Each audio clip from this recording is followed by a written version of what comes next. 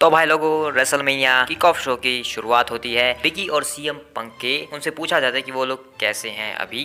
तो बिगी बताते हैं कि मैं अभी बहुत ठीक हूँ, और सीएम पंक कहते हैं कि मेरी रिकवरी चल रही है, लेकिन मैं रेसलमेनिया कंप्लीट नहीं कर पा रहा हूँ, लेकिन मेरा मुंह चल रहा है, तो मैं यहाँ पर मुंह चलाने आता रहूंगा। उसके बाद भाई पॉल हेमन से पूछा जाता है कि रोमन रेंस का मूड कैसा है फिलहाल के टाइम पर। तो पॉल हेमन कहते हैं कि तुम मूड की बात करते हो। देखो, पहली बात तो ये, रेसलमेनिया में कोई चीज़ एक ही चीज़ मैटर करती है, और वो है कि तुम रोमन रेंस के सामने आ रहे हो। सब लोग बात करें कि हमें कोडी चाहिए, रॉक चाहिए, लेकिन सच बात तो ये है कि सबको सिर्फ रोमन रेंस से फ़र्क पड़ता है कि रोमन रेंस के सामने जो भी आएगा वो मेन इवेंट करेगा।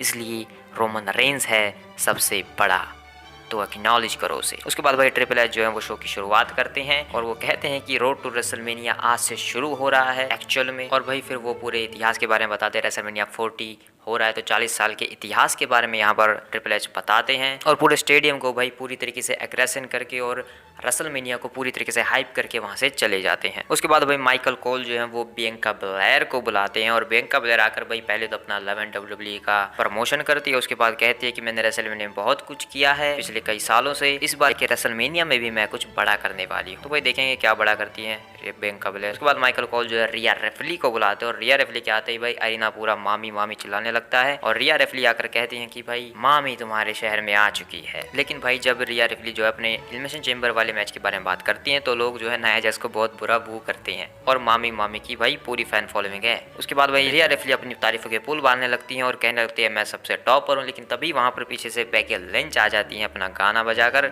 और बेकी लिंच आकर कहती हैं कि तुम यहाँ पर बिग टाइम रेसलमेनिया की बात कर रही हो, और बिग टाइम बैक्स के बिना, वो भी ये अच्छी बात नहीं है, और तुम अपने आप को ऑन द टॉप बताती हो। तो लेट मी क्लियर यू, मैं पहली बार जो है एलिमिनेशन चेंबर में जा रही हूँ, और मैं पहली बार ही जाकर उसे जीतने वाली हूँ, क्योंकि मैं उसके लिए क्वालिफाई कर चुकी हूँ, और मैं तुम्हारे लिए आने वाली हूँ रेसलमेनिया 40 में उस चैंपियनशिप के लिए। और तुम कहती हो कि तुम हमेशा टॉप पर हो, तो शायद समय आ चुका है कि तुम्हें सिखाने का कि नीचे कैसे रहा जाता है। इसके बाद हमें इन दोनों का जो है फेस ऑफ देखने को मिलता है। भाई क्लियर है, भाई यही दोनों का मैच होने वाला है रेसलमेनिया में। एडम पियर्स आकर भाई इन दोनों को लड़ने से रोकते हैं, क्योंकि दोनों लड़ने ही वाले थे। भाई लड़ने का काम तुम्हारा नहीं है, एडम पियर्स ऐसा कहते हैं और चले जाते हैं। और भाई जो है एलिमिनेशन चेंबर के ऑफिशियल पोस्टर हमें यहाँ पर देखने को मिल जाते हैं, वो में एलिमिनेशन चेंबर मैच के भी और रिया रिफ्ली और नाया जैक्स के भी। उसके बाद भाई माइकल कॉल जो है वो सेथ फ्रिकिन रॉलिंस को बुलाते हैं भाई, और सेथ फ्रिकिन रॉलिंस आकर कहते हैं I am the visionary, I am revolutionary, I am Seth freaking Rollins. और यहाँ पर काफी गर्मा गर्मी का माहौल चल रहा है, और तुम लोग काफी अच्छा चिल्लाते हो, थोड़ा और चिल्लाओ मेरे लिए। खैर अभी मेन मुद्दे की बात पर आते हैं। रेसलमेनिया 40 के मेन इवेंट में एक बंदा है जिसे चूज करना है कि वो रेसलमेनिया 40 में किसकी अगेंस्ट लड़ेगा। तो सब सारी चीजें उसी के लिए मैटर करती हैं, तो चलो उसे बुलाते हैं। 2 बार के लगातार royal rumble winner Cody Rhodes. लेकिन भाई तभी पीछे से रोमन रेंस अपना गाना बजा कर आ जाते हैं, और रोमन रेंस अपनी एंट्रेंस कर रहे होते हैं, और सेथ रॉलिंस जो है वो उबासी ले रहे होते हैं कि इतनी लंबी एंट्रेंस कौन करता है। बोर हो रहे हैं भाई सेथ रॉलिंस जो है इस एंट्रेंस से। लेकिन भाई अरीना तो झूम रहा है, अरीना तो भाई इस चीज़ को फील कर रहा है रोमन रेंस की एंट्रेंस को। उसके बाद रोमन रेंस सबसे एक्नॉलेज करवाते हैं, और सब लोग एक्नॉलेज करते भी हैं रोमन रेंस को, और रोमन रेंस के चैंट्स लगते हैं ट्राइबल चीफ, ट्राइबल चीफ। और फिर सेथ रॉलिंस कहते हैं कि देखो यहाँ पर कौन आया है जो कभी नहीं आता कहीं पर, कैसे हो मेरे बड़े भाई। और रोमन रेंस सेथ को कहते हैं कि देखो ये बंदा अपनी वाइफ के शूज फिर से पहन के आया है, और फिर उन्हीं शूज में भाई सेथ रॉलिंस नाचने लगते हैं। भाई सेथ रॉलिंस की शायद रिकवरी काफ़ी अच्छी चल रही है फिलहाल के टाइम पर। उसके बाद रोमन रेंस कहते हैं कि फ़र्क नहीं पड़ता कि कोडी रोड्स किसे चुनता है, क्योंकि उसका मौका जा चुका है चुनने का, क्योंकि वो जो है हिचकिचा रहा है चुनने में। लेकिन अगर तुम हिचकिचाते हो, इसका मतलब ये है कि तुम अपना मौका गवा चुके हो, तो अब ये ट्राइबल चीफ का मौका है कि वो किसे चुनेगा। और इस बीच में भाई सेथ रॉलिंस इंटरप्ट कर रहे होते हैं रोमन रेंस को। रोमन रेंस कहते हैं कि इस कचरे को यहाँ से भगाओ, यहाँ से चलो। और भाई पीछे पॉल हेमन जो है बेल्ट भी दिखाते हैं फिर सेथ को, और सेथ भी अपनी टाइटल दिखाता है। रोमन रेंस कहते हैं कि अब ये मेरा मौका है कि मैं किसे चुनूंगा रेसलमेनिया में, कौन मेरे सामने लड़ेगा, तो मैं चूज करता हूँ द रॉक। और तभी भाई द रॉक वहाँ पर आ जाते हैं। भाई पहले तो द रॉक को पूरा इलेक्ट्रीफाइंग चीयर मिलती है, और मिक्स रिएक्शन यहाँ पर देखने को मिलता है, बू भी, और रॉकी को चैंट भी हो रहा है। लेकिन रॉकी जब अपना फाइनली वाला वर्ड बोलने जाते हैं, तो लोग पहले तो उन्हें बोलने नहीं देते हैं, क्योंकि यहाँ पर जो एक बू उन्हें मिल रही होती है। लेकिन उसके बाद भाई द रॉक बोल ही देते हैं फाइनली द रॉक वापस आ चुका है लास वेगास में। उसके बाद द रॉक कहते हैं कि मेरे पास एक क्वेश्चन है तुम सबके लिए, तो क्या तुम्हें लगता है कि रोमन और रेंस जो है द रॉक को हरा सकता है रेसलमेनिया में? और सब लोग भाई यस यस चीयर कर रहे होते एक तरीके से। और फिर रॉक कहते हैं कि क्या तुम सबको लगता है कि रॉक जो है वो रोमन रेंस को हरा सकता है? उसके बाद भाई लोग थोड़ा सा बू करने लगते हैं, और रोमन रेंस हंसने लगते हैं।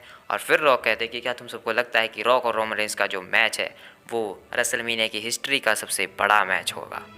और इस बात पर भाई सभी लोग बू करने लगते हैं और वी वांट कोडी के नारे लगने लगते हैं और रॉकी सक के भी नारे लगते हैं और रोमन रेंस तो बस हंस ही रहे होते हैं इन सब ये सब सुनकर। उसके बाद द रॉक कहते हैं कि चलो तुम सबको इंट्रोड्यूस कराता हूँ मैं, जो भी लोग देख रहे हैं मिलियन ऑफ फॉलोअर्स मेरे रॉक के फैंस, कोडी के लिए रोते हुए आदमियों को।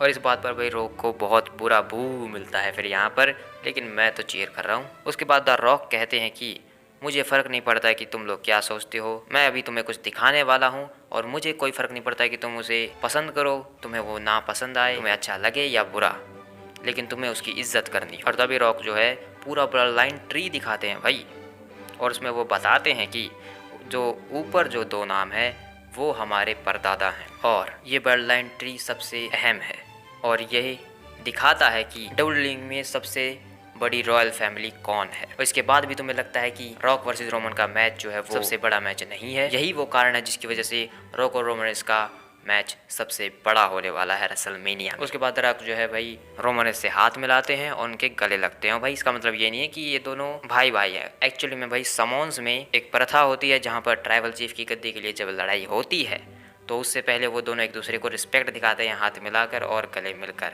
लड़ाई से पहले। लेकिन भाई एक इंसान से ये सब जो है हजम नहीं हो रहा है, ये सब जो हो रहा है यहाँ पर, तभी वहाँ पर वो बंदा आ जाता है, यानी कि कोडी रोड्स आ जाते हैं बिना एंट्री बजाए अपनी, और वो कहते हैं कि यहाँ पर ये क्या बकवास चीज़ें चल रही हैं, तुम दोनों यहाँ पर जो भी कुछ कर रहे हो वो सब वो एक्चुअल में काफ़ी वाहियात है। और लोग जो है भाई कोडी रोड्स के चैंट्स लगाने लगते हैं कोडी कोडी वगैरह के। उसके बाद कोडी रोड्स कहते हैं कि तुम्हें किसने हक दिया तुम्हारा अपोनेंट चूज करने का रेसलमेनिया में, मैं रॉयल रंबल जीता हूँ तो मैं चूज करूँगा कौन लड़ेगा मेरे सामने। और रॉक, हाँ हमारे बीच काफ़ी अच्छी बात हुई थी, लेकिन उसके बाद मैंने और ज़्यादा बातें की लोगों से और उन्होंने मुझे सही तरीका बताया, इसलिए मैं रेसलमेनिया 40 में अपना अपोनेंट चूज़ करता हूँ, रोमन रेंस मैं तुम्हें चूज़ करता हूँ। तो भाई इसके बाद रोमन रेंस कहते हैं कि तुम क्या बकवास चीज़ें कर रहे हो यहाँ पर, ये क्या बेकार की बातें कर रहे हो, तुम पहले ही चूज़ कर चुके हो, अब ये तुम्हारा मोमेंट नहीं रहा है, तुम्हारा मोमेंट पिछले साल था और तुम जो जीते हो अब तुम्हारे पास दूसरी चीज़ है, वो जाओ देखो पीछे वहाँ पर लूजर्स ब्रैकेट चैंपियनशिप, हारे हुए लोगों की चैंपियनशिप, जाओ उसके लिए लड़ो, नंबर 2 के लिए लड़ो,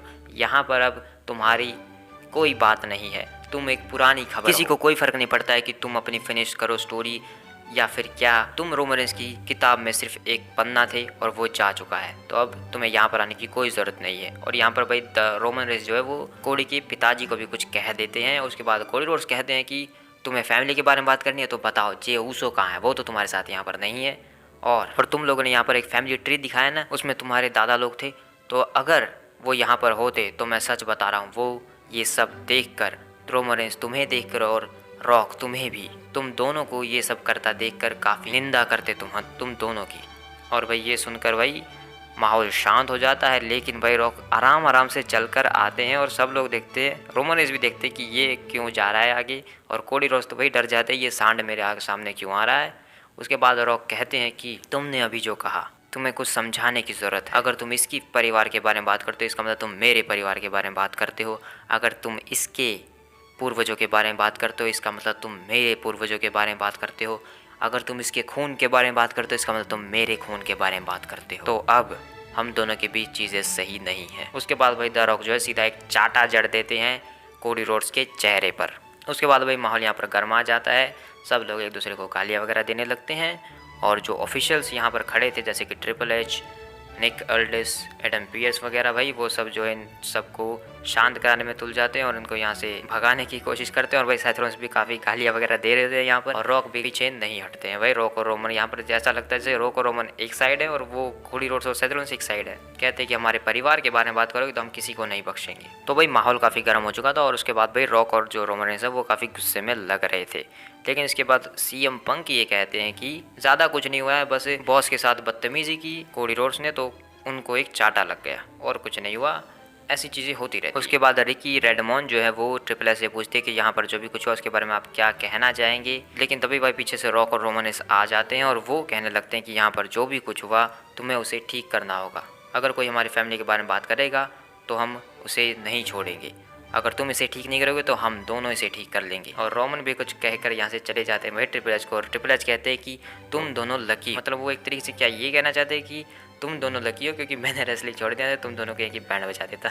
उसके बाद भाई सीएम पंक तो सीधा ये कहते हैं कि ये लोग क्या बात कर रहे हैं, ये कैसे ठीक करेंगे सब कुछ। देखो भाई मैं तो कहता हूँ रेसलिंग छोड़ो, चाटे और चाटेबाजी का मैच चलाओ। कोडी को एक चाटा लगा तो कोडी भी रॉक को चाटा मारेगा तो शायद चीज़ें ठीक हो जाएंगी। तो भाई सीएम पंक तो पूरा यहाँ पर शॉट ले रहे होते हैं सिनेरियोज़ का। तो भाई यहाँ पर ये जो भी कुछ हुआ इससे हमें एक ही सीख मिलती है कि अगर द रॉक जैसा बड़ा भाई किसी के साथ है तो तुम्हें उसके सामने उसके छोटे भाई के बारे में और उसके फैमिली के बारे में बातें नहीं करनी चाहिए। लेकिन भाई ट्रिपल एच ने बाद में जाकर इस मैच को ही ऑफिशियल कर दिया Roman Reigns versus Cody Rhodes WrestleMania 40 के लिए। तो भाई अब यहाँ पर जो लड़ाई है वो फैमिली वर्सेस फैमिली और triple H versus the rock के बीच हो चुकी है भाई, जहाँ तक मुझे लगता है। तो भाई काफ़ी इंटरेस्टिंग चीज़ें चल रही हैं और भाई अब अनप्रेडिक्टेबल चीज़ें हैं भाई, कोई प्रेडिक्ट नहीं कर सकता कि क्या होने वाला है। क्योंकि भाई हम ट्रिपल एच की चीज़ों को प्रेडिक्ट कर सकते थे, विंस मैकमैन की चीज़ों को प्रेडिक्ट कर सकते थे, लेकिन भाई ये द रॉक की बनाई हुई चीज़ें हैं, इन्हें प्रेडिक्ट करना इम्पॉसिबल है भाई। तो अब आगे जो भी कुछ होगा भाई वो सिर्फ हमें स्क्रीन पर ही दिखने को मिलेगा। तो प्रेडिक्शन कहीं भाड़ में भाई। और भाई द रॉक ने तो ये भी कह दिया कि मुझे कोई फ़र्क नहीं पड़ता कि लोग मुझे चीयर करते हैं या बू करते हैं। तो भाई सीधा भाई द रॉक यहाँ से पूरा हील टर्न ले चुके हैं और एक्चुअल में भाई द रॉक जो है अब शायद असली ट्राइबल चीफ बन चुके हैं, क्योंकि रोमन रेंस उनके पीछे चल रहे थे। तो भाई ये तो मतलब वो बात हो गई कि दिख तो हमें रोमन रेंस रहा है लेकिन एक्चुअल में सारा दिमाग वगैरह रॉक का है, यानी कि असली ट्राइबल चीफ द रॉक है। तो भाई देखेंगे भाई आगे क्या होता है, क्योंकि स्मैकडाउन के ऊपर माहौल अब काफ़ी ज़्यादा गर्म आने वाला है और मंडे नाइट ड्रॉ पर भी। और सेथ रॉलिंस के सामने अब ड्रू मैकिंटायर के पास मौका है भाई, सेथ रॉलिंस के सामने आसानी से जा सकता है भाई। तो भाई देखते हैं आगे क्या होता है। Bye bye.